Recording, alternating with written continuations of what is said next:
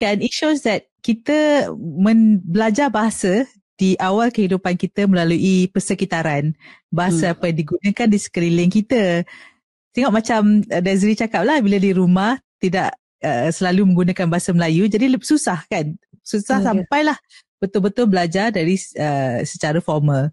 Jadi bila kita cakap tentang mereka yang autistik, mereka belajar, cara mereka belajar bukannya mereka tidak dapat bahasa itu daripada persekitaran, tapi this is what I believe. Selain daripada teori-teori yang ada, sama ada pembelajaran bahasa itu secara natural, kita dah ada inbuilt the knowledge of the structure of the language, sebenarnya dah ada dalam diri kita, sampailah kita menerima input-input bahasa daripada persekitaran kita.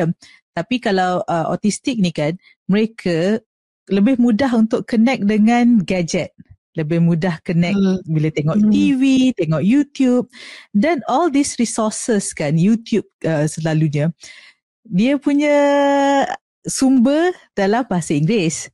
Dan ada satu yang saya pernah belajar, seorang clinical psychologist berkongsi bahawa kanak-kanak di Australia juga menggunakan aksen British. Memang mereka berbahasa Inggeris, tapi aksen dia bukan local accent di Australia, sebab mereka dapat daripada apa yang mereka tonton.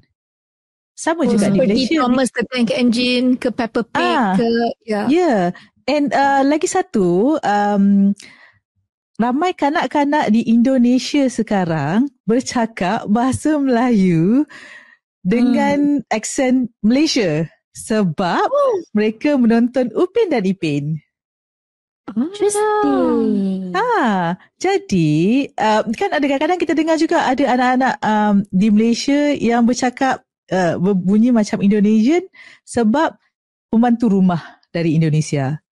So jadi kita belajar bahasa, cara kita bertutur sangat-sangat dipengaruhi oleh apa yang terdedah kepada kita.